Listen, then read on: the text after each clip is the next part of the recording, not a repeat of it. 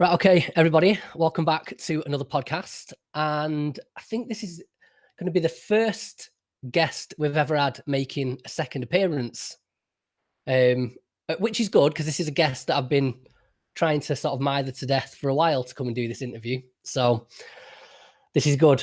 So, okay, today we are discussing the history and the I don't even know what we're discussing really, to be honest. I did want to just discuss antidepressants, but then having read more into the topic and come across a quote by today's guest, which is that there is a lack of evidence for the disease-centered model for every major class of psychiatric medication. And I was intrigued by that quote alone enough that I just want to sort of broaden the episode out a little bit to discussing psychiatry and psychiatric medication in a broader sense than I originally intended. Because this idea that there's no evidence for any of these medications working in the way that people commonly think of them working, it's just too intriguing for me to skip over and focus just on antidepressants. So my guest today is Joanna Moncrieff. Joanna is a practicing psychiatrist and a part-time academic and author with an interest in the history, philosophy, and politics of psychiatry, and particularly in the use, misuse, and misrepresentation of psychiatric drugs.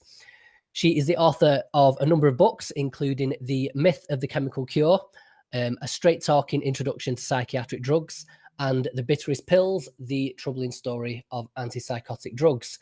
And she is also a founding member and the co-chairperson of the Critical Psychiatry Network. So after that horrendously rambling introduction, Joanna, welcome to the podcast. Thank you for joining me. Okay, so I think it's probably fair to say that I think you're probably the most famous person maybe in the world, most famous psychiatrist in the world, who is sort of, critical of their own profession, I guess.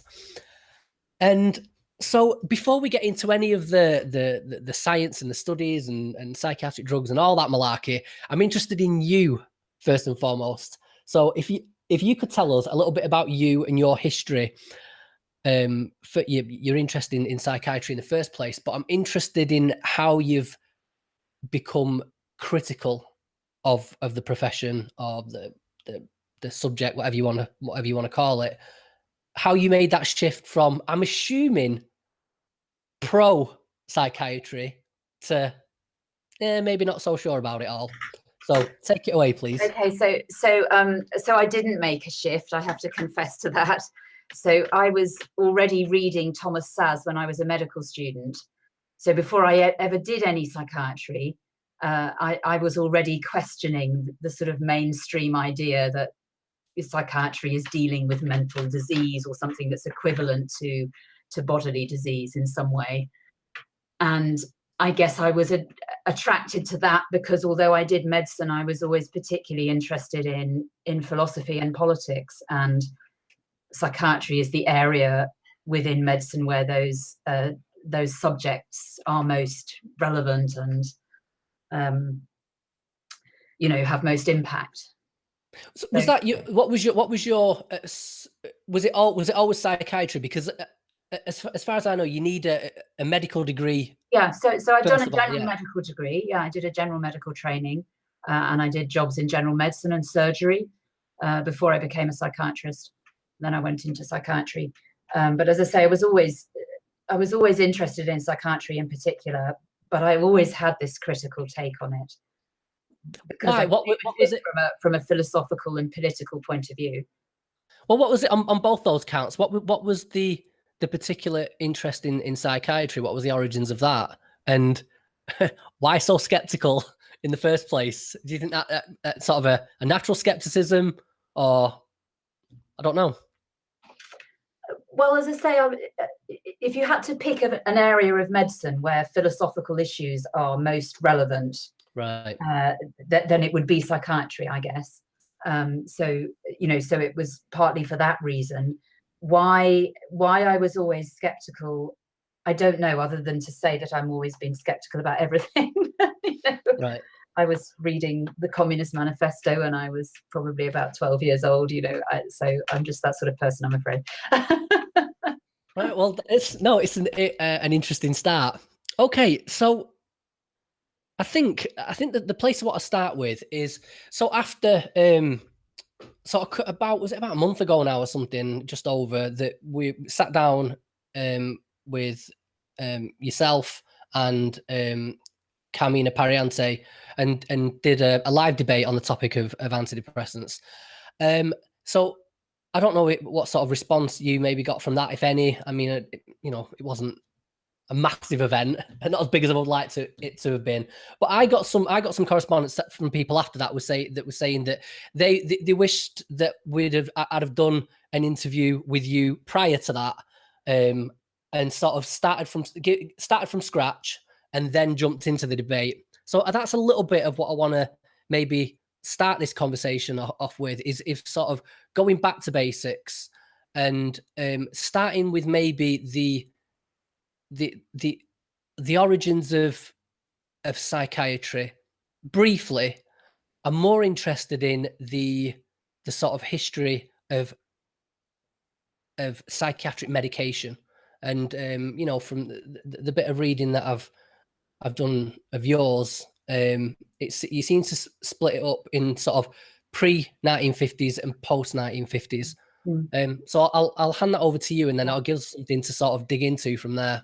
Okay, yeah. So in the early part of the 20th century, generally it was felt that there was no way of really targeting the biological origins of mental disorders, and the treatment for people who were considered to be mad, crazy, depressed, whatever, was very non-specific. It consisted of helping them to be creating a structured environment for them, where there were activities they could do, where there was work they could get involved in, giving them fresh air and exercise, and if they were very disturbed, using sedative type drugs. But those drugs were not seen as doing anything that was related to the origins of their problem. They were seen as sedatives, as chemical straitjackets or restraints, if you like. So that was the situation in the early 20th century. And then in the 1930s and 40s, various physical treatment procedures start to be introduced into psychiatry, like insulin coma therapy, for example, and then later ECT, electroconvulsive therapy. Now, these treatments start to be spoken of and represented as if they are somehow targeting the underlying basis of a particular mental condition. So insulin coma therapy, for example, even though no one knew for certain what it was doing, people speculated that it was working by targeting the underlying basis of schizophrenia. And well, sorry, Joanna, what yeah. Firstly, I mean, if you'd just like to sort of expand on what insulin coma therapy is, of course, yeah. But also, was it, when you say it was working, how it was working? Was it working? Was it doing anything to people with schizophrenia? So insulin coma therapy was a treatment that was introduced into psychiatry for the treatment of people with schizophrenia in particular. And it consisted of giving people large doses of insulin and putting them into a hypoglycemic coma, which they'd be kept in for several hours, during which time they'd be sweating profusely and often incontinent. And then they'd be woken up suddenly with an injection of glucose. And when they woke up, they were quite confused for sometimes for up to sort of several hours or days afterwards. And they'd have a number of these comas over a period of a few weeks. And it was a very dramatic procedure, of course, because people were in these comas. They had to be medically supervised while they were in this state. And then they suddenly woke up with this injection of glucose. So it was a very dramatic procedure. And people thought that it was helpful. And there were articles saying that it was effective for people with schizophrenia.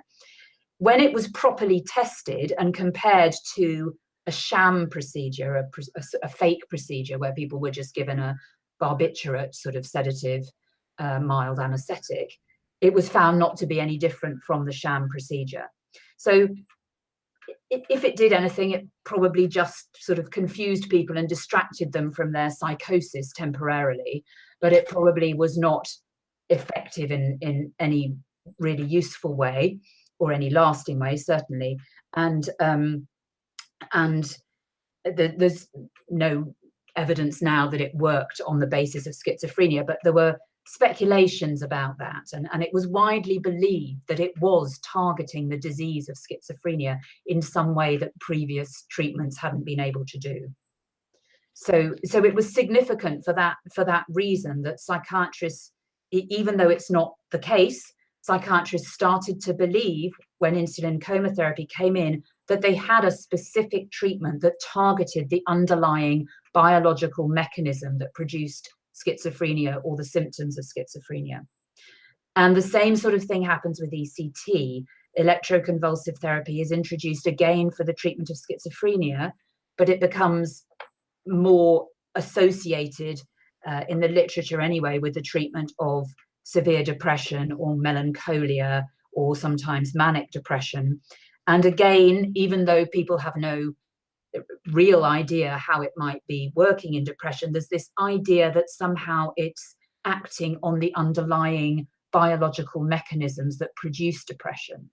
So by the 1950s, psychiatry has gone from a state where it really didn't believe it was possible or have any treatments that were thought to be specifically targeting the biological processes underlying mental disorders, to a situation where it is believed, commonly believed, that there are two treatments that specifically target two of the main psychiatric disorders: insulin chemotherapy for schizophrenia and ECT for depression or manic depression. So, and that's important because the new generation of drugs that we still have now come along in the 1950s. So they come along, they come into a situation where psychiatrists have started to believe that it is possible to target the underlying mechanisms of psychiatric disorders. And what happens is that those ideas about treatments working in a targeted way by targeting the underlying biological mechanisms that are thought to produce a disease gets transferred from those physical treatment procedures onto the new generation of drugs that come along in the 1950s. So that's the background. And I think it's important, as you say, because when you look at it historically, you realize that that idea first came about in the context of treatment, of a treatment, i.e. insulin chemotherapy, that we now know was completely useless. Not only useless, but highly dangerous. But certainly no one would now defend the idea that insulin chemotherapy was specifically treating schizophrenia, specifically targeting the biological cause of schizophrenia. And yet the idea that that's what our treatments do originates with that treatment procedure. One thing I'm not quite getting is how are they making the leap from saying that, so you give this insulin chemotherapy and then it supposedly works somehow, and then we're making the transition from treating a symptom to thinking we're tackling the underlying mechanism, but without first identifying what the underlying mechanism is, like same with ECT and depression.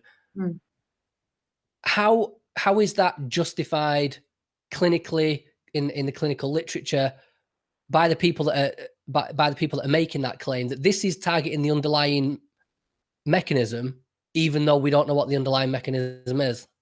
Well, I mean, in the case of insulin, what was happening at that time was lots of hormones, insulin, thyroxine, etc., sex hormones, were being synthesized in the laboratory around that time. So there was a lot of interest in hormones, and people were, speculating that all sorts of conditions might be related to hormones or hormone imbalances. And psychiatry gets on that bandwagon of speculation and starts to wonder whether maybe schizophrenia is something to do with an imbalance of insulin. There are also theories around at the same time that it might be to do with thyroxine imbalance. And in fact, thyroxine was widely used as a treatment for schizophrenia in the 1930s. So really, it's just, there's an interest in hormones. I think medicine, I think people who are trained in medicine generally, have an orientation to the problems that they are dealing with, that wants to look for underlying causes. So if there's interest in hormones, people will start saying, oh, well, maybe hormones might be relevant here.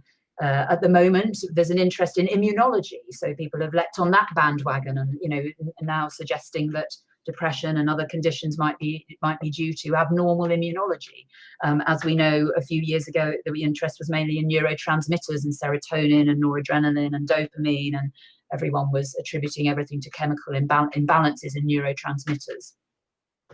So I think it's probably it's wishful thinking. Basically, it's wishful thinking.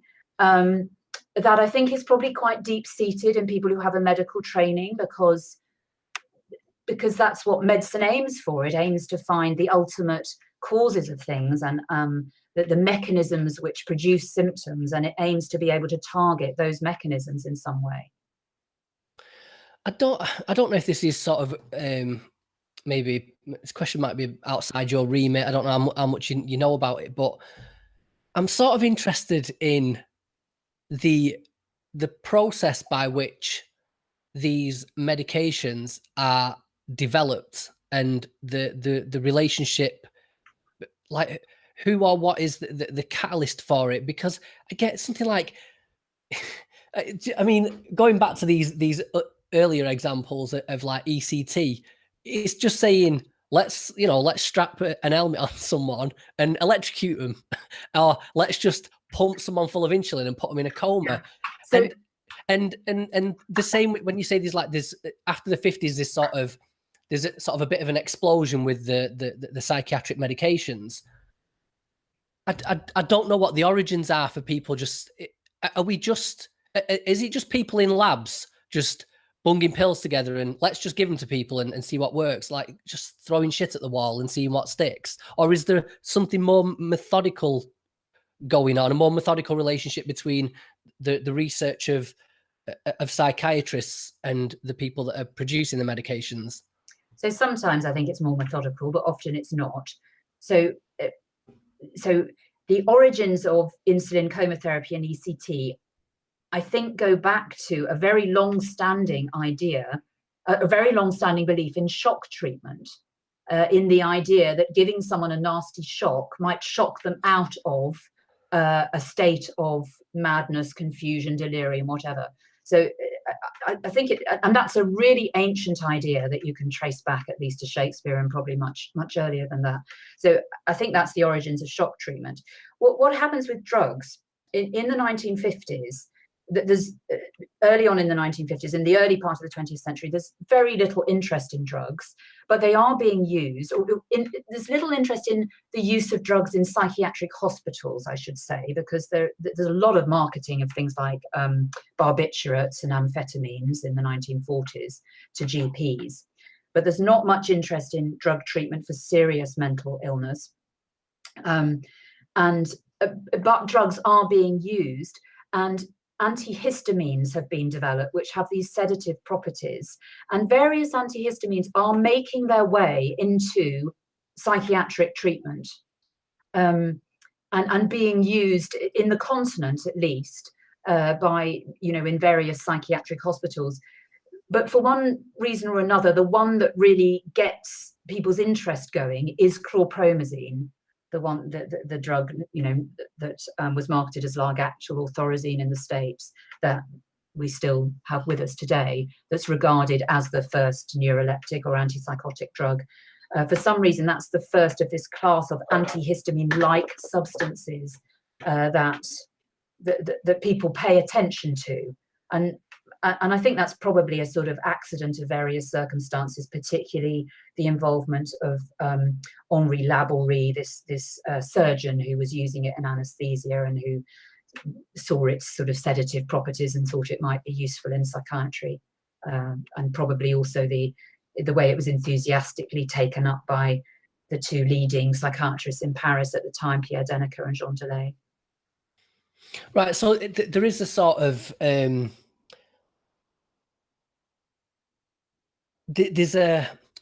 is, to an extent, a method behind the madness, I guess. It's not purely it's not just like throwing shit at the walls. People just experimenting with any old chemical that's lying around and trying it on people. It's I guess one of the. Well, I think in the case of antipsychotics and antihistamines, there is some logic, because antihistamines are sedative substances. So that's probably why they were being experimented with in psychiatric hospitals. With antidepressants, for example, I would say it probably is a bit more random. And I'm not always clear why antidepressant drugs that are now referred to as antidepressants come from so many different chemical classes. It's very difficult to think that there's any sort of really systematic method of finding them, or any reliable systematic method of finding them. They come from lots of different chemical classes. They cause such varied behavioral alterations that it does suggest more a sort of rather random process of, we've got this drug, let's see if this is any good. Yeah, you see, I mean, but I don't know. This all goes on behind closed doors in pharmaceutical companies. Yeah, yeah. You see, I'm thinking that what happens. Yeah, I'm just wondering whether it's any different with any other sort of drug or any other aspect of medicine, because psychiatry is pegged as being particularly sort of sometimes like a barbaric practice. And I mean, even if we take out the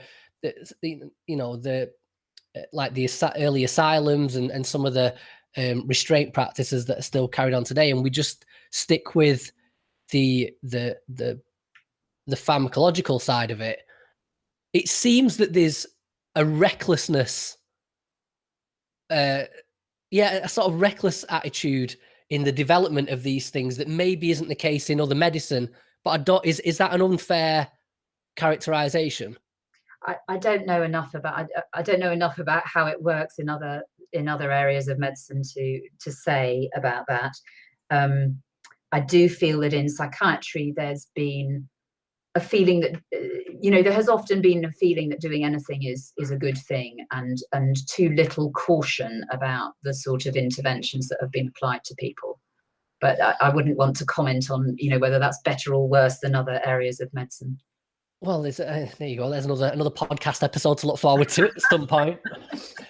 Okay, so yeah, one of the more interesting aspects of your work is this concept of the disease-centered model of drug action, and then the drug-centered model. For me, stumbling across this added a much-needed extra layer of sort of nuance and understanding to this whole topic for me. So I'd like to focus on that a little bit now. I mean, we've sort of already covered it there, but I'd really like to delve into it. And I'll just hand that over to you, and you present it however you think is sort of most sort of easily digestible, I guess. I'll do my best.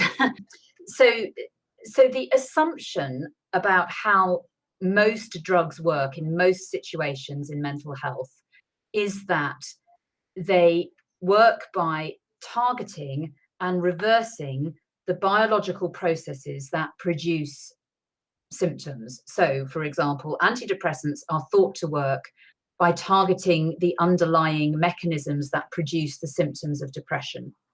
Antipsychotics are thought to work by targeting the mechanisms that produce psychotic symptoms, or some of the symptoms of schizophrenia.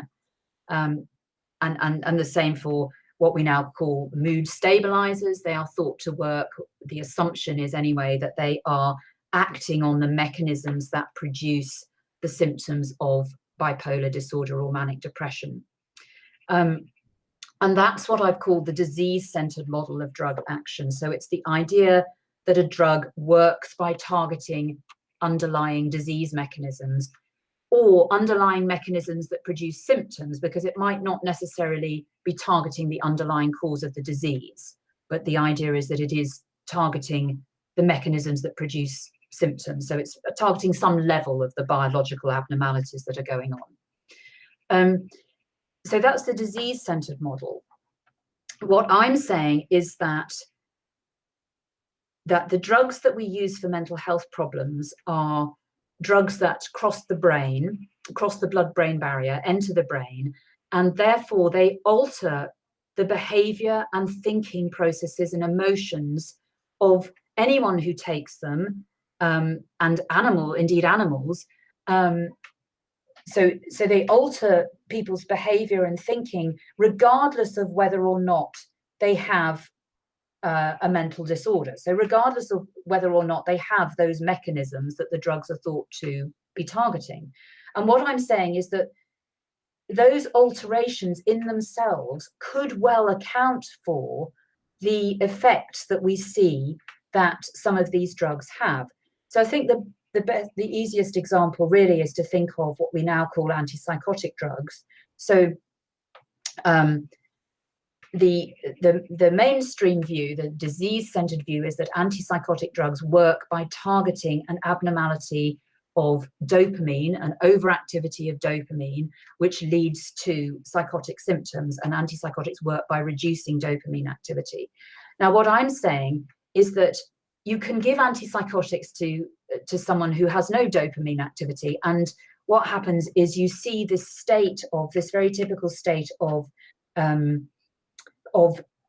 sort of slowness and mental restriction, a type of sedation, but a particular type of sedation that seems to, in which people's thinking and emotions seem to be slowed and dampened and restricted. And what I'm saying is that those effects in themselves, some of which may be due to lowering dopamine, but some are due to other mechanisms, because antipsychotics affect all sorts of neurotransmitters, that those effects in themselves are bound to be relevant in someone who has psychotic disturbance, or indeed any disturbance. They're bound to have an effect on people, because these drugs are profoundly changing the way that anyone thinks and feels and behaves. And unless you can factor out those changes that will happen in anyone, regardless of whether they have schizophrenia or psychosis, you can't conclude that the drugs are working on a specific mechanism that leads to psychotic symptoms. I don't know if I've explained it really clearly or not, but no, you have. I guess. So let's take the example of well, I was going to say depression and this idea of chemical imbalance, which it's what sort of, I guess it's widely acknowledged now that that's it's an oversimplification. I'm not sure many psychiatrists would sort of stand by that description of depression, but would they? I don't know. I don't want to be overly defensive in that sense. What would you say about that? So there are still some psychiatrists, still some academic psychiatrists who believe that the origins of depression lie in abnormalities of serotonin, a neurotransmitter called serotonin. So yes, there are still people who promote a version of the chemical imbalance theory of depression who believe that that's correct.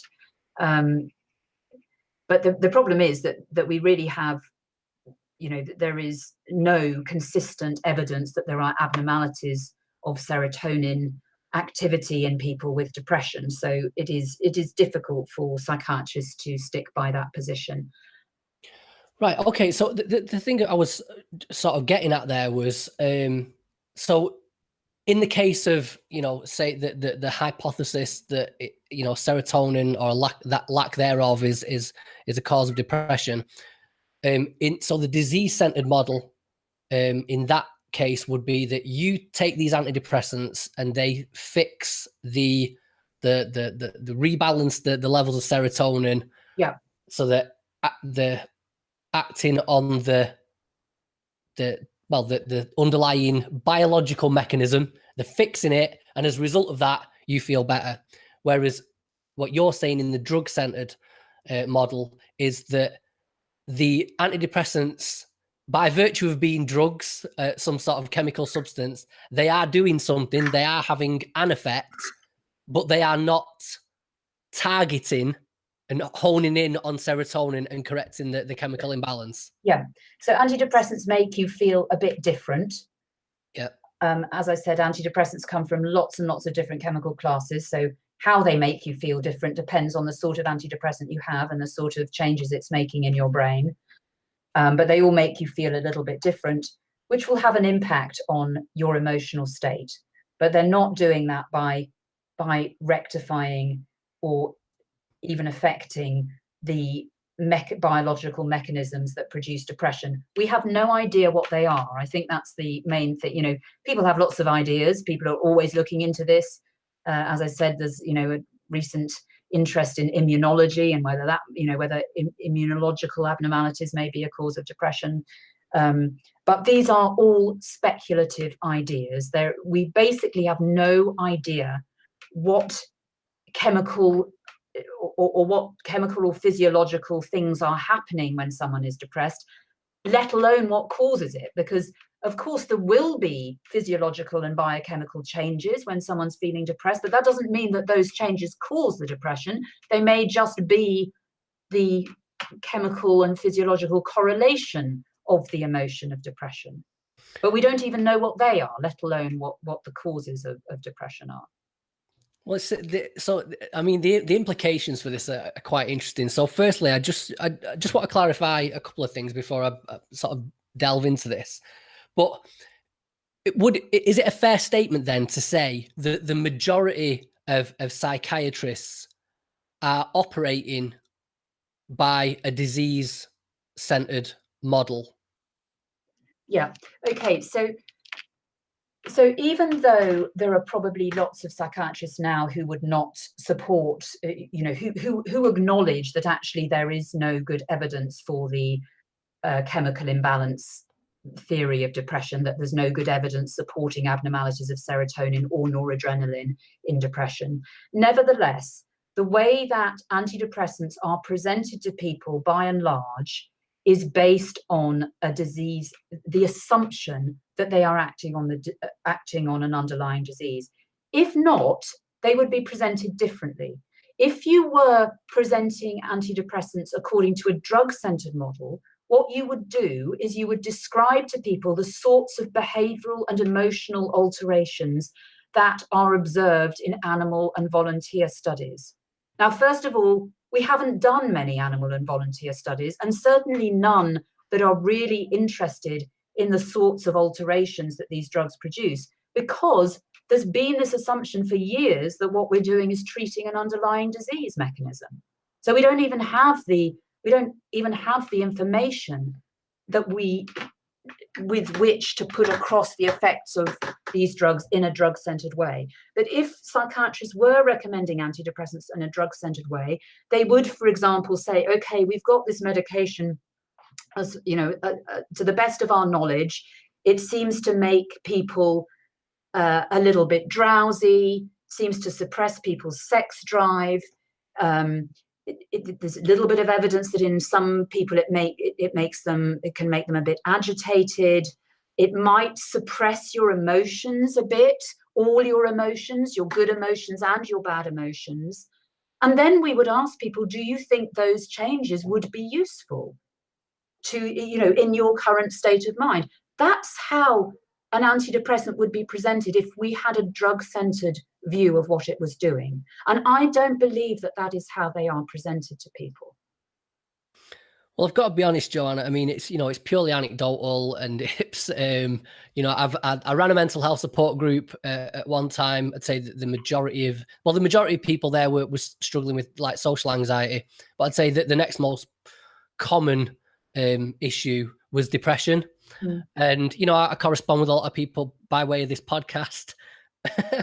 I've never once heard about antidepressants being presented in that way. So the question that raises is, firstly, I guess, who's responsible for that? Whether it's misrepresentation or miscommunication. Well, let's just start with that one. Who's responsible for that? Okay, so can I go back to the history of this? So we sort of got up to the 1950s. So if we move forward from the 1950s, what happens is that, first of all, some drugs are introduced. This class of antihistamine type sedative drugs are introduced, which appear to be quite useful for people who are very disturbed and psychotic. And they're soon used all over the world in psychiatric hospitals in particular. Now, first of all, they are regarded as interesting, novel, useful forms of sedatives. So at first they are seen in a drug-centered way, but gradually the idea comes along, is suggested in various papers, that maybe they're targeting the underlying basis of the disorder in a similar way to insulin coma therapy was thought to do. And basically what happens is, as that idea is suggested, people just forget that there was any other way of thinking about them. I mean, it's extraordinary because there's very, very little debate. I found one debate between two leading psychiatrists in the early 1960s, putting forward basically a disease-centered versus a drug-centered model of the action of these drugs. And that's all, and I can't find any other references. And basically, as I say, what seems to happen is that the idea that they might be targeting an underlying disease mechanism catches on, and people just forget about any other alternative way of thinking about them, and that's what becomes absolutely standard, so that people just stop taking an interest in the idea that these drugs cause interesting behavioral and emotional alterations that occur in anyone, but may have useful effects or significant effects in people who have mental disorders. So whose fault is it that we have misrepresented psychiatric drugs? It's the fault of psychiatrists who didn't keep an open mind back then in the 50s and 60s. By the time I was training in the 80s, it's taken me a good half of my career to realize that there was a different way of looking at these drugs, because this idea that they were reversing underlying mechanisms was so well established. So I wouldn't necessarily want to blame today's psychiatrists, other than, of course, they could read my work, there is now an alternative available, but for a long time there wasn't.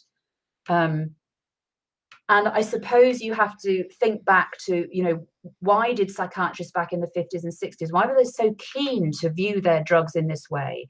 And I think there were a number of reasons. I think, psychiatrists have always been insecure about being doctors, and they wanted to be able to present their treatments as if they're the same as other medical treatments. I mean, we saw that when Carmina and I were having that debate. I mean, Carmina desperately wants to see psychiatric treatments as being the same as medical treatments, and really doesn't like the suggestion that there's a fundamental difference, which is what I'm saying. I'm not saying that drugs are therefore useless, but I am saying there's a fundamental difference between what they're doing when we give these mind-altering substances to people with mental disorders, and what we're doing when we give someone with asthma a dose of salbutamol, or someone.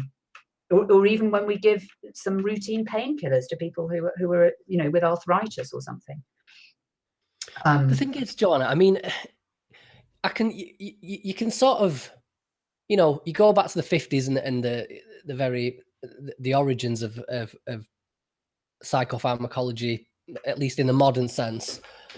And then, you know, even if you would take it up to the 80s when you were training, but by now, you know, people have got 70 years worth of research and history to dig through.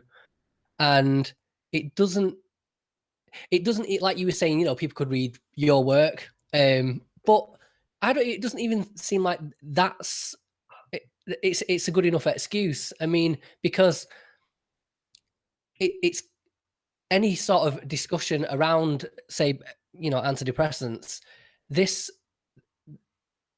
problem of evidence for it being more effective than placebo has always sort of been sort of really weak and just not great. There's just not enough there to make it conclusive. I don't think any psychiatrist could really say that the evidence is conclusive about antidepressants being effective. So, I mean, to that extent, when a psychiatrist today sits down with somebody and talks about serotonin levels and that, you know, antidepressants are going to correct those levels, and there just doesn't seem any excuse for that. And so then that just leads me to wonder, you know, not maybe psychiatry in the macro sense, but in the micro sense, at the individual level, modern day psychiatrist, though the ones that are presenting this disease-centered model to the patients, using that as a reason to prescribe the drugs, are they lying? Are they in denial? Are they corrupt?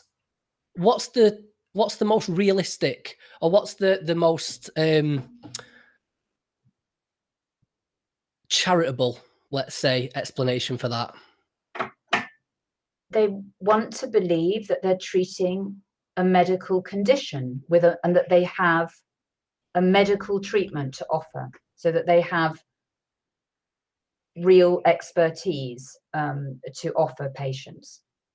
So wanting to believe is not good enough, is it? I mean, it doesn't sound like science to me. That. So you were talking about the evidence base for antidepressants, and you're right, it's been questioned. And you know, there was some leading psychopharmacology researchers back in the 60s, very well respected, who were saying back then that antidepressant research didn't add up to anything, and really, you know, it didn't look as if they were effective. So there have been people saying that all along, way before I came along. And so the psychiatric community has not wanted to listen to them effectively. And then, of course, the pharmaceutical industry come along in the 1990s with the SSRIs, and they have this huge marketing campaign, and they really popularize this idea of the chemical imbalance. And psychiatrists could and should have interrogated that idea more at the time. But again, as I say, I think there's, you know, just this sort of overwhelming desire to believe that they're dealing with a real medical condition and that they have an effective treatment to offer for that. With the evidence being as sort of thin on the ground as it is, I'm wondering if there's something qualitatively different about this idea to, say, the flat Earth theory, you know, and it sounds like I'm sort of being facetious, but I'm genuinely not, because, you know, there is, if you read the people that are into the flat Earth theory, they've got some pretty sophisticated arguments to try and back this up, but no one takes it seriously. It's ridiculous. Whereas the evidence for these medications working, it's not so great, but it's taken so seriously, and I'm just wondering what the driving force behind that is. Why is there something qualitatively different about these two things that both just seem based on pure speculation? Well, I mean, I think if you take a step back from, you know, the way that the sort of accepted way of viewing depression, for example, at the moment, I think it can look. I think it can look like the flat Earth theory. I mean, I think if you take a step back and you say, you know, depression is an ordinary part of life that has existed forever. That is a reaction that human beings and animals to some extent show to their environment and to events in their environment. The idea that this is a discrete disease caused by one or a small number of chemicals being out of sync, and that it can be, effectively tweaked by a nice little pill that we just happen to have developed, and that solves all the problem. I think that looks ridiculous. But we've been so absorbed in this way of thinking about depression for so long that we've maybe lost perspective on it, I think. Yeah, there was one interesting thing that I wanted to bring it up during the debate between you and Carmina. I don't think I managed to squeeze it in there. That was maybe talking a bit about the media's effect on this, because I don't know the exact figures now off the top of my head. I had it written down, but there was something like, there was maybe a study done back in 2006 where the effect size of antidepressants was like 30 or something, but that was shown to be conclusive that antidepressants didn't work. And then we had this study done at the beginning of this year, another meta-analysis, where the effect size was smaller, but the media hailed it as proof that antidepressants did work and that was conclusive. Have I got that right? Study done back in the 2000s. Was that Irving Kirsch's? Irving Kirsch, yes, that was the one, yes. Yeah. So effect sizes for studies that compare antidepressants to placebo are generally, I think I'm right in saying, around 0.3, sort of between 0.25 and 0.3. And if you do some calculations, that translates into very small differences in scores on depression rating scales, for example. And those effect sizes have been pretty consistent in meta-analyses over the last 20 years. So all meta-analyses, including this latest one in February, basically show very, very small differences between antidepressants and a placebo. Differences that probably don't have any clinical significance. Yeah, but that's it. The Irving Kirsch meta-analysis had a higher effect size than this latest one. Yet the Irving Kirsch study, the media said that was proof that, antidepressants are no better than placebo, or not much better than placebo. Yeah. And then, this latest one, a smaller effect size, and the media goes crazy like, oh, antidepressants conclusive that they work. Yeah. So it's both about how the analysis was done and how the results were interpreted. So the analysis was done, as well as the effect size in that recent meta-analysis published in February was buried in the appendices. It was actually very difficult to find. The results, the main analysis they'd done, the main result they were highlighting was the difference in the percentage of responders and the percentage of non-responders. And as Irving Kirsch and I showed in a paper a few years ago, if you categorize data into response and non-response in that way, and it's an artificial category, there's no such thing as a response. Someone has just decided that we'll categorize you as responding if you've shown this much reduction in your depression scores, but if you've shown slightly less, then you won't be categorized as responding. And that's a completely arbitrary decision, not based on any, it's not linked to any clinical indicators. And it's been shown that if you do that, if you treat data like that, if you categorize it, you inflate the differences between the two groups. So that's what that analysis was doing. And I'm quite sure that the people who did the analysis knew that presenting the data in this way was a good way of showing that that there was more difference between the groups than if they looked at the effect size. Right. That really pisses me off, Joanna, And I'll tell you for why, because if I, especially for someone like me, that I balls up my education, so I'm never going to be in a university environment and doing research like this.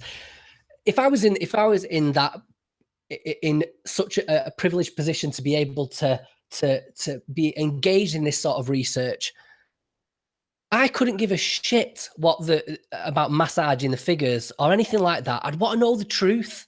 Yeah, And if the truth was that, the antidepressants were completely useless, or it was inconclusive and we hadn't done a very good study, or it was the other way, that wouldn't matter to me. I wouldn't care about massaging the figures or presenting them in a certain way or anything like that. My concern would be, what's the truth?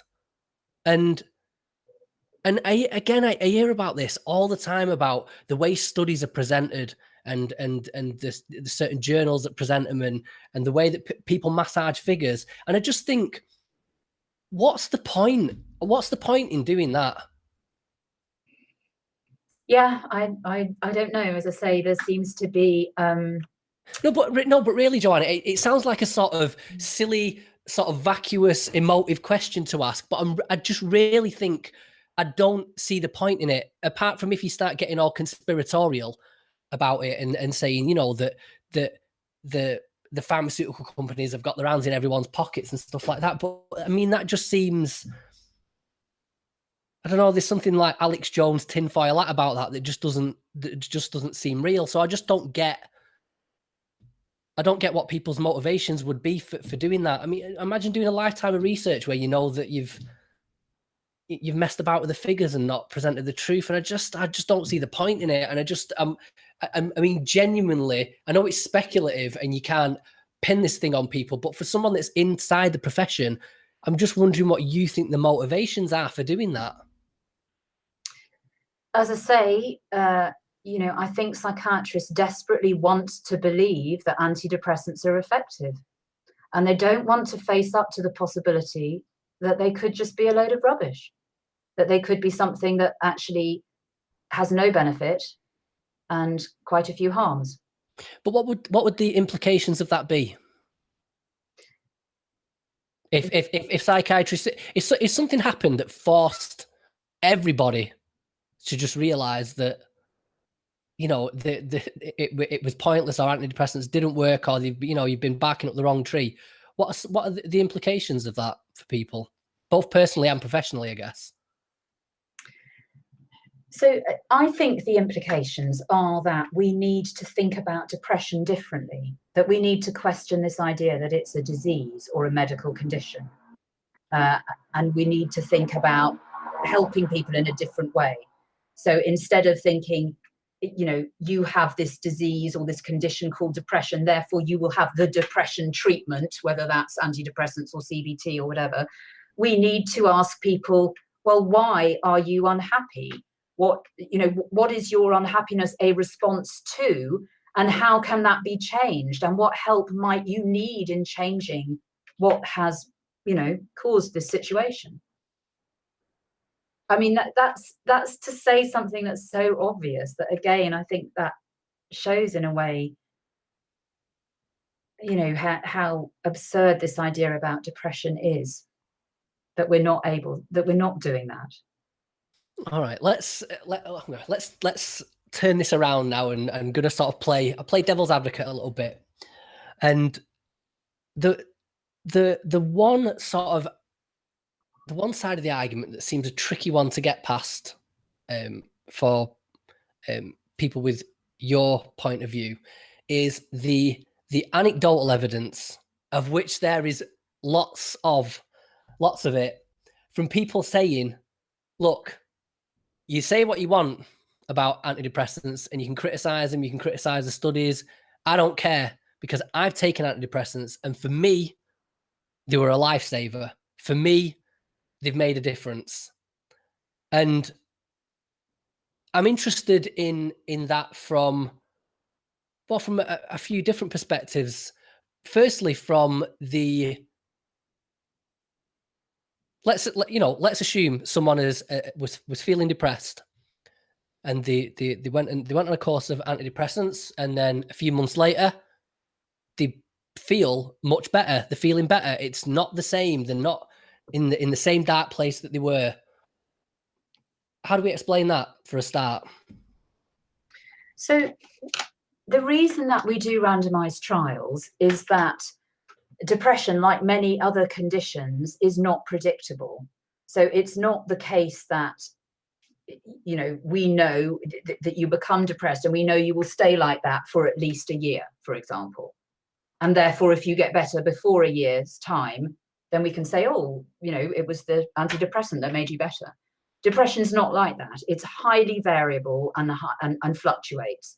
And therefore, it is very difficult to say if someone starts feeling better, whether it's due to something they've done, whether it's just what would have happened anyway, or whether it might be due to some sort of new treatment that they've been started on. And that's why we do trials. And the trials show that there is a very substantial placebo response, so that people feel, you know, a lot better when they take a placebo, almost as much better, and there's very little difference as they do if they take an antidepressant. Yeah, one of the more sort of intriguing things that you pointed out was, I think when people think of placebo, they think of, you know, just pure sugar pill, but the placebo effect of antidepressants is, do you call it active placebo? It's because you're not just taking a sugar pill, you are taking something which makes you feel different. It might not necessarily be correcting the serotonin levels. Yeah. It might just be making you feel a little sluggish or a little bit dizzy or a little bit spacey. But as a result of feeling that way, you then believe even like, oh, something's actually happening here. It's not just a sugar pill where it's sort of ethereal. We don't know what's going on. There's an active physical sensation going on, which sort of bolsters the belief in it. Is that the case? Yeah. So I think that the difference between the small difference that you see in trials between antidepressants and placebos is probably what you might call an active placebo effect. It's the fact that when people take an antidepressant, they're not just taking a chalk tablet, they're not taking something that's inert, they're taking an active drug, and they will notice some more or less subtle changes from taking that drug. So they will know that they've been allocated to the active drug in that trial. Now, when people go into randomized controlled trials, at least nowadays, they get a lot of information about what randomization means, and they really know that they might get the drug or they might get the placebo. And I know from working on trials that people spend a lot of time trying to work out what they're getting, whether they're getting the real antidepressant or real drug of some sort, or whether they're getting the placebo. And of course, if they're getting some side effects, then, you know, or getting some effects, if the drug is producing some changes, a dry mouth or making them feel a little bit drowsy, then they know they've got the active drug. Now, most people, again, going into antidepressant trials, want the antidepressants. The people who really don't think antidepressants are going to work for them are the people who don't go into those trials in the first place. So if you've got a trial full of people who mostly want antidepressants, mostly think they're going to be beneficial, and then they take, they get allocated to the antidepressant and they get a few side effects, you've set up a situation where they're going to be hopeful, particularly hopeful that they're going to get better. And so I think you get an enhanced placebo effect with the active medication in antidepressant trials. That means that you get this very slight superiority of antidepressants over placebo. But just to say another thing related to this whole issue of the placebo response. So lots of other things sort of contribute to the placebo response as well. So we know, for example, that people who have more visits with their psychiatrist or with a mental health worker do better than people who have fewer visits. Actually having a visit with someone who listens to you and is sympathetic and supportive helps you to get better. And the fact of giving someone an antidepressant is a way of recognizing, it's a way of symbolizing, I think, that the doctor understands how unhappy you are, and is taking your unhappiness seriously. So I think all those things contribute to the placebo effect in trials of antidepressants, and in the use of antidepressants in real life as well. Right. Okay. Well, second point would be, a lot of people say this is, if it is just, pure placebo, why, when I come off the antidepressants, do I go straight back to feeling like shit again? So as I say, antidepressants are not, they're not inert. They are real drugs, and they do change the brain, and they do have, they have a wide variety of effects, but SSRIs, for example, have quite subtle effects on your emotions and thinking processes, and arousal mechanisms, for example. So when you stop them, the body's got used to you taking them if you've been taking them for a while. So when you stop them, all those adaptations that the body has made to counteract the effects of the drugs are no longer being counteracted, and you get withdrawal effects. So people experience withdrawal effects when they stop antidepressants. That's well recognized now, although it was not recognized until fairly recently. But I think that's now fairly well accepted. Okay. And finally, I guess, would be to say,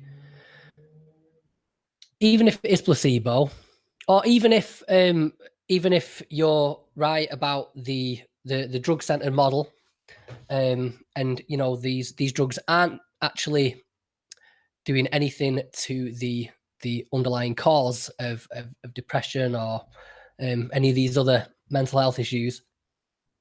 So let's say, for instance, someone takes an antidepressant, it's not doing anything to the serotonin levels. It's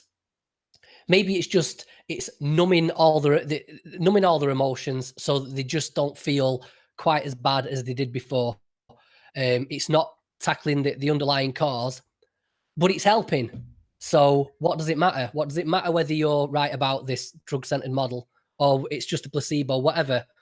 If it's helping, it's helping. So what does it matter? Okay. So there are 2 points there.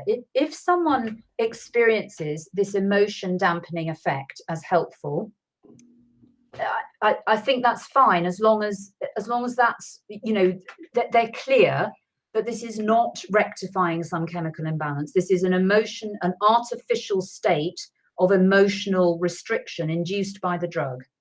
And as long as they understand that that's probably going to have some negative effects too. But if they recognize that and feel actually that's better than just being really deeply depressed for the next, and I'll put up with that for the next couple of weeks, then I think that's fine. The only problem is, of course, because of the trials suggest that actually that it doesn't look really as if that effect is very useful for people, because the drugs don't seem to really differentiate from a placebo. So, but as I say, if people are absolutely clear that that's the effect they want, they're experiencing, and they think that would be useful, and they understand all the adverse effects of antidepressants, I don't think that's a problem. Okay. You had a second point. You said first two points. Sorry, the first point. What was the other point? Was it on placebo specifically? Yeah. Okay, so I'm not sure if this was the point to that, but so I do sometimes get asked, well, what's wrong with taking a placebo? If it makes people feel better, and we do have some evidence that there's a placebo response, and I think there is a problem with taking a placebo. I think there's a problem with attributing improvement to a drug when it's not due to the drug. So if you, for example, if you're very depressed and you start taking an antidepressant, and there are various other things going on in your life, this happened to a friend of mine recently, had real problems at work, that it was just in the wrong job, and it was really, really stressing him out. He couldn't cope with it, went on an antidepressant, but at the same time, he sorted out the problems at work, and he actually got a transfer into a job that was much more suited to his skills. And now the trouble is, he now thinks that that his improvement was due to taking the antidepressant. Not that not that he's unaware that the changes in work were also important, but it worries me that if we attribute improvement to an antidepressant, we may not realize strongly enough that actually it's what we've done that has helped us get better. It's actions we have taken to sort out the problems in our lives that has helped us to get better.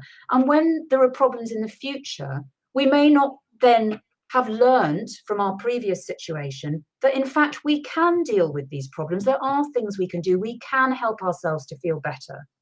Does that make sense, what I'm saying? If we attribute improvement to taking a drug instead of to the things that we've done to help ourselves and to change our situations, we don't build up the confidence that we build up when we realize, if we realize that actually it's not the drug, it's due to our own steps that we've improved. Yeah, no, I think another point I've heard you talk about, which is sort of linked to this, is the problem that as long as we have this a disease-centered model, that there's, particularly in cases of people that are struggling with psychotic symptoms, and like the behaviors that result from that, as long as we have a disease-centered model, that there's this thing happening within this person, it legitimizes sort of like state control over that person, and putting people being sectioned and putting straitjackets and things like that, because it's the disease that's within them that needs fixing, rather than I don't know. I don't want to misrepresent your views, but that's something I picked up. What I'm saying is that if you do away with the disease-centered model and you acknowledge that what we're doing is using drugs to change people's behavior and thinking and emotions, what you realize is that when we treat people against their will, what we're doing is we're changing behavior that we don't like. We're in the business of behavior modification, if you like. And behavior modification needs to be, is obviously a very dodgy activity, and it's something that needs a lot of safeguards around it. I think there are situations where people's behavior is unacceptable, people who are mentally disturbed in one way or another, and that something needs to be done about that. But I think that if we do that under the name of treating a disease, we don't put in place the sufficient safeguards to safeguard people's rights and liberties. Yeah, so it's disempowering on two fronts there, on like the social front, but also personally as well. Like you say, as long as people think I need these drugs to get better, I need these drugs to fix this thing in me that's wrong biologically, it's very disempowering. So yeah, absolutely, yeah. Okay, so just a couple more questions to sort of to wrap this up. I guess my first one is, it doesn't appear to me that the more critical side of psychiatry, it doesn't seem that it's sort of breaking through to the mainstream very well. I mean, maybe it's different from the inside as someone that's actually out there doing this, but it doesn't appear that way to me. I mean, I was just before we started recording, I just went on Twitter just to check, and I put in chemical imbalance as one of the searches, and that's, I mean, on your little, on my TweetDeck timeline, that will still run at a nice little pace. That's constantly being mentioned, that depression, it's a chemical imbalance, you can't help it, there's nothing I can do about it, it's not my fault, I've got a disease. And it just doesn't seem to be gaining traction, the criticisms of that idea.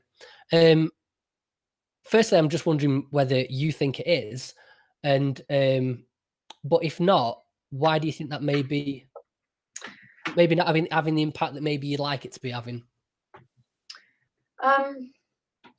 I think the idea that mental distress is a disease is a very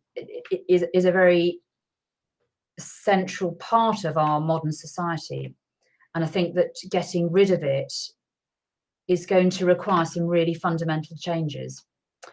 So one way that it's really central, and it's very controversial, and I know I'll get lots of trouble for even mentioning this, is that it's the basis of our welfare system. So the idea that being depressed is a disease is the justification for receiving state benefits, because you can't not work, you can't be excused from work unless you're sick, basically. We don't have other categories of excuse. I think we should have other categories of excuse, but we don't. You have to be considered to be sick in society nowadays in order to get sickness benefits or disability benefits, or sick or disabled, I should say.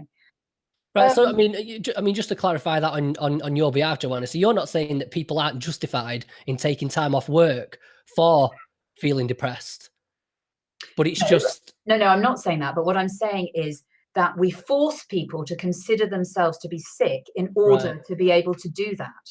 Yeah. So this idea that depression is an illness is really, deeply embedded in our social system. And therefore, there are sort of numerous obstacles to changing our way of thinking on this. Well, I suppose it's a good segue into my next question, really, which is I'm interested in how you would like to see the profession of psychiatry change. What would you like it to consist of, to look like? Systemic changes or philosophical changes? Just, I don't know, anything that sort of springs to mind on that question. It's a huge question. So my view is there is a role for helping and supporting people who have severe forms of mental disturbance and distress, and that there is a role sometimes for using drugs in those situations. Whether we need to have psychiatrists who have a full medical training to do that, I don't know. I think that's debatable. Maybe we could have people who train especially to do that, to be mental health workers, and have some pharmacology training, as well as some legal training, as well as some philosophical training, as well as some social work training. So I actually think we need to think very imaginatively about this and come up with a system that doesn't label people as being ill, and yet acknowledges that there are some medical interventions that can be helpful. Because I think labeling people as ill is as you've been saying, really disempowering. And it takes all the power away. There's an illness going on in your body. You have no control over it. You've just got to take whatever treatment the doctor says. How collaborative is your experience as someone that's saying that, psychiatry by and large has got it wrong, and the people that are actually believe in the disease-centered model, and the sort of focused on finding the biological causes for all these illnesses. Is it collaborative? Is it antagonistic? What's the dynamic there with all you guys that are involved in this? So, I mean, there have always been a group of psychiatrists who, a bit like me, drifted into psychiatry because it was political, philosophical, interesting, who,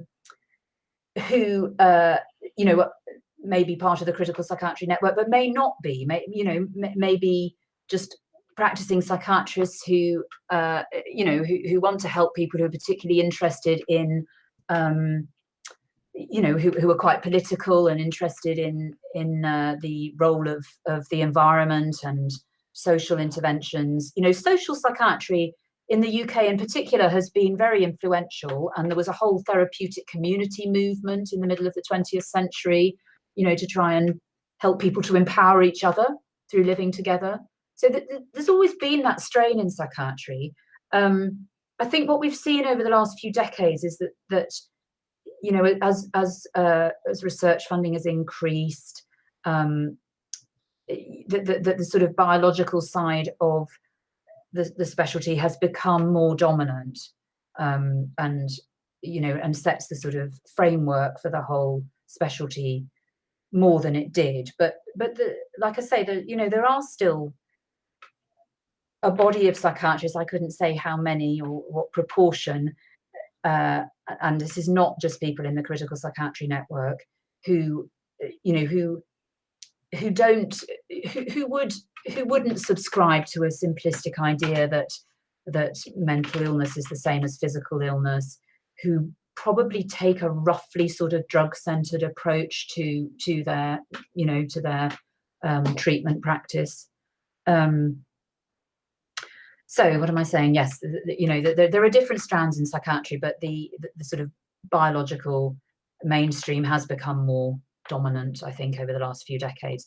But there are still, there are still voices arguing against that. But as I say, I think the problem is there are systemic factors that support the mainstream view as well. So, because it sort of underpins our welfare system, because it underpins the Mental Health Act and our whole, social control system for people who are considered to be mentally disordered. All these things have entrenched this idea that mental illness is a disease or is equivalent to a disease, and make it difficult to shift it. Okay, and my final question was, you said you noticed some people had responded to this from the debate you had with Carmina, and I'd got a couple of emails about it. And it was when I asked you the question about whether or not, despite your stance on this, whether you still prescribe medication to people as a practicing psychiatrist. And you said that you did, but you... Well, actually, rather than me summarize your answer for you, if you could just, if you could summarize your answer. Yeah, of course. So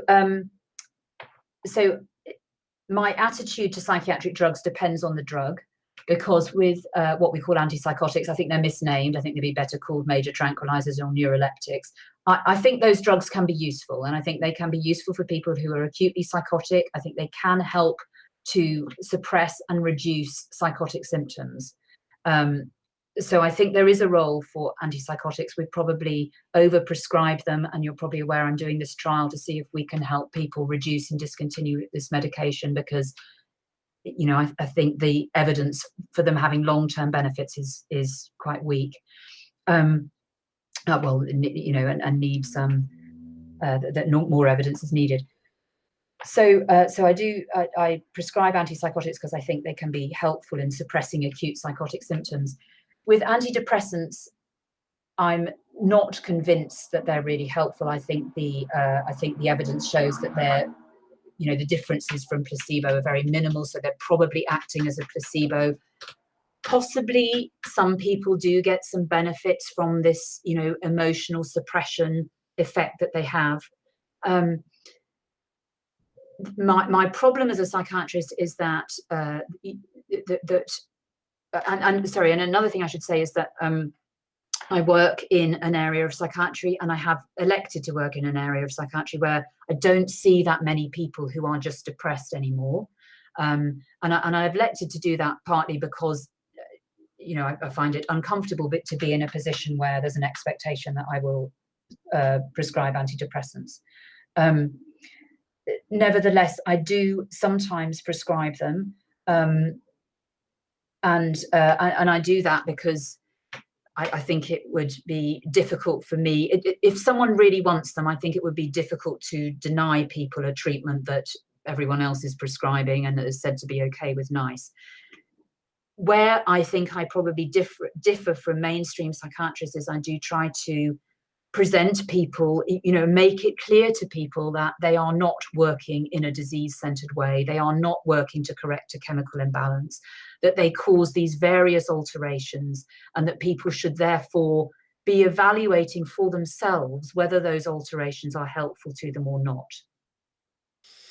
Right, okay. Well, I think you've answered the question anyway. I mean, the question that I got, I think about in various guises from 3 people was basically, you should have asked Joanna basically what is making her refuse to sort of make the leap to just point blank refusing and saying, no, I'm gonna come down on this on one side or the other and say, you know, the way the evidence stacks up, I just, from an ethical or principled standpoint, I'm not doing it anymore. And I think people wanted to know why you haven't come down on that side of it. I don't know. So I tried when I was a more junior doctor, I did try doing that. And what I found is that I got into some big arguments with people who really desperately wanted to have antidepressants. And I felt that that was just really, really not helpful to them. And I felt that it was better, having explained to them my view of the evidence, to prescribe the drug so that we could then take the focus away from the medication and try and explore other ways that they could help themselves. So yeah, I have been down the line of trying to say no to people, and as I say, I came to the conclusion that this was actually not helpful to people, not really productive. Yeah, I suppose you sort of maybe accidentally going to fall into the trap of doing the very thing that you're against, which is sort of disempowering people. You know, I suppose ultimately it should be that person's choice. I don't know. There's an interesting debate about whether these drugs, or whether any drugs, should be available only on prescription, or whether people should actually just be able to go and get them themselves from a chemist. And I think I haven't thought about this in detail for quite a few years, so I don't want to sort of offer a definitive opinion on it. But I think that's worth thinking about. You know, whether actually we should make more drugs available without prescription so that people can make their own decisions about them. Of course, if we're going to do that, we really need to make sure that there's very balanced and comprehensive information about these drugs available for people, because it would be very worrying if they were made available and all people got to see was a leaflet produced by the drug company. So I think if we are going to make any more drugs available off prescription, it's got to be coupled with very comprehensive and accessible information for people. That comes from, that is coming from my perspective as well as the mainstream perspective. Okay, final question now before we jump into the quick fire questions is has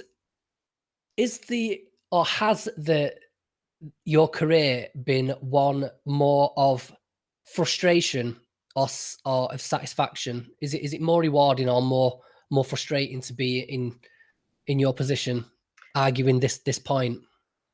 I do like being a psychiatrist, despite my qualms about the whole nature of psychiatry. So I do get satisfaction from my everyday job, but I find it enormously frustrating too. I mean, trying to get anything that I say into print is really, really difficult, and I'm, normally rejected from millions of journals before I ever get anything published, which people don't necessarily know about. And there's always it feels like I'm either being ignored or not taken seriously in some way. So yeah, so that's frustrating. But I do on balance. On balance. Is it more? Are we more feeling like it's more rewarding or frustrating? And just I'm interested in the honest answer to that, really. On balance, which is it? It probably varies from day to day, but on balance, I would say I have enjoyed my career. Partly probably because I like criticizing things. Yeah. You got to keep up the good fight. I suppose, it's, let's say to an extent, I suppose, you've got to enjoy the journey and not just the destination. And I don't know, I think there's something, like when I've spoken to Lucy Johnston, who's involved with like the sort of the power threat meaning framework and not so keen on diagnostic categorization, and that battle that she's sort of taking place in over there, it just seemed like a more exciting journey to be on than to be, I don't know, than to be part of the status quo. So, I mean, but then again, you were asking about, you were talking earlier about how it seems as if, you know, everyone's still talking about the chemical imbalance, and, you know, people with sort of critical ideas like myself aren't making any headway. And, you know, and yes, you can see it like that, absolutely. But I suppose I also feel that people like myself and Lucy Johnson and other, you know, critics of the mainstream view of things we're sort of staking out territory so that, you know, so that other people who agree with us can come and find us, and that we can very, you know, gradually build a movement. And I suppose I've always taken a very long view of things. Things don't change overnight. Like I say, you know, there are strong sort of social forces that keep the mainstream view of mental illness, that keep it going, and that are going to be difficult to challenge. But nevertheless, you know, I think there are many critics from many different angles, and it's sort of good to be part of that. You know, yeah, well, I've got to say, Joanna, as someone that was reading the Communist Manifesto at 12 years old, I guess the idea of starting a grassroots movement, being at the vanguard and starting a revolution is probably quite an exciting prospect. So, right, okay, let's get into the quickfire questions. So, these, you're going to get the first one free, as always, but then after that, those are only available to supporters of the podcast. So, easiest way to do that is go to myownworstenemy.org/support, or on Patreon, it's patreon.com/myownworstenemy. Before that, though, Joanna, completely forgetting here, ignoramus of me, have you got any links, any way you'd like to? We can't start a revolution if people don't know where to go.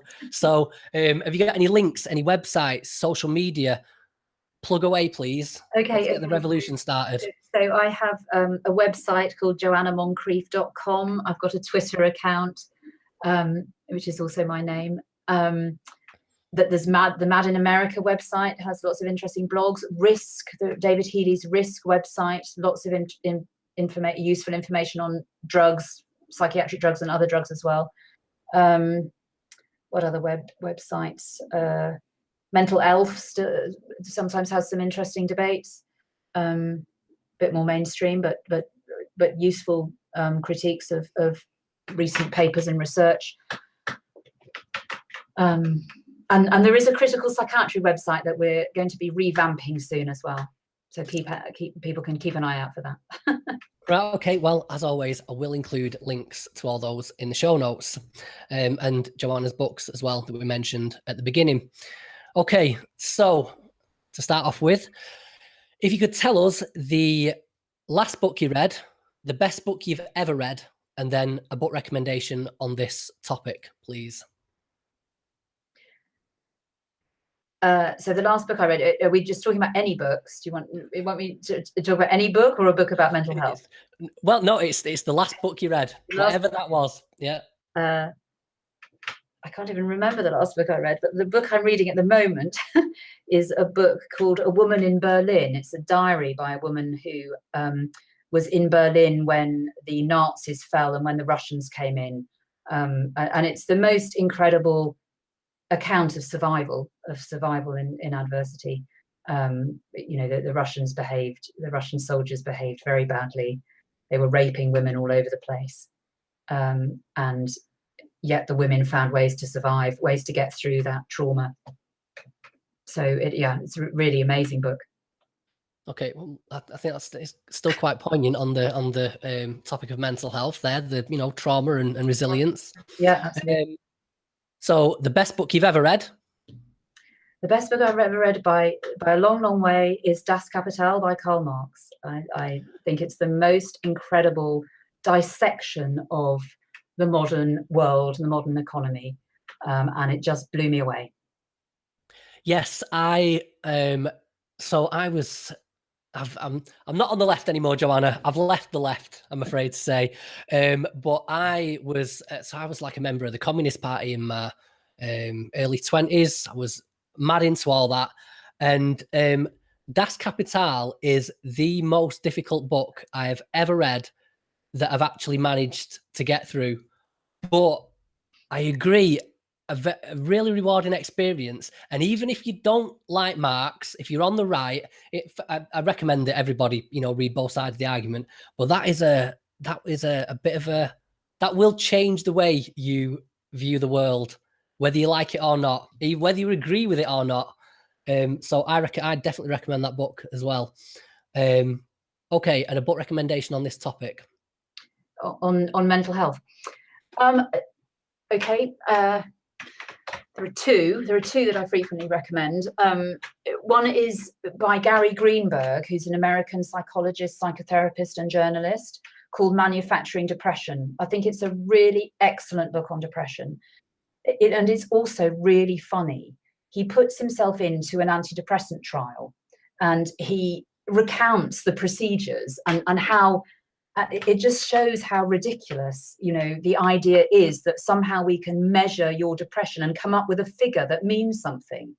And that means that your depression is 3/4 of someone else's depression, 2/3 of someone else's depression. It's a really clever book, really well worth reading, very thoughtful about the history of depression, interwoven with various experiences that he's had of depression himself, and the depression industry. So I'd really recommend that. Gary Greenberg, Manufacturing Depression. Okay, and my other one, there's another one as well. Yes. So the other book is a book by an American journalist called Ethan Waters, called Crazy Like Us. And it's an account of various bits of anthropological research which have looked at how other cultures deal with mental health problems. And in some of the case studies he presents, it also looks at how Western concepts have infiltrated other cultures and changed their way of looking at these problems. And there's a really interesting chapter on an East African family who have a daughter who in this country would be diagnosed with schizophrenia, and how she is helped and supported by the family and by all the community. And then there's another really interesting chapter about depression in Japan, and how depression wasn't, it was a very different it was valued in a different way in Japan. It wasn't seen as this negative state, because suicide was something that was sort of noble and valued in Japan. And it's about how the pharmaceutical industry set out to change that, and set out to persuade the Japanese that they were depressed and depression was a bad thing they didn't want and they needed to take antidepressants, and how they hired anthropologists to help them do that. So it's really fascinating. So I'd recommend that book, Crazy Like Us. I recommend that book, and I've not even read it.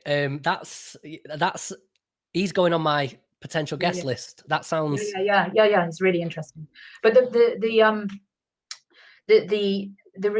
that chapter is based on research by someone called Lawrence Kirkmeyer, who's a psychiatrist and anthropologist based in the States. Really interesting person. So he's the person to try and get on your show as well.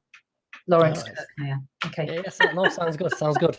Right, Joanna, here we go. All the questions. So let's see what we can do with the time we've got left. So just randomly pick, there's about 50 odd questions here.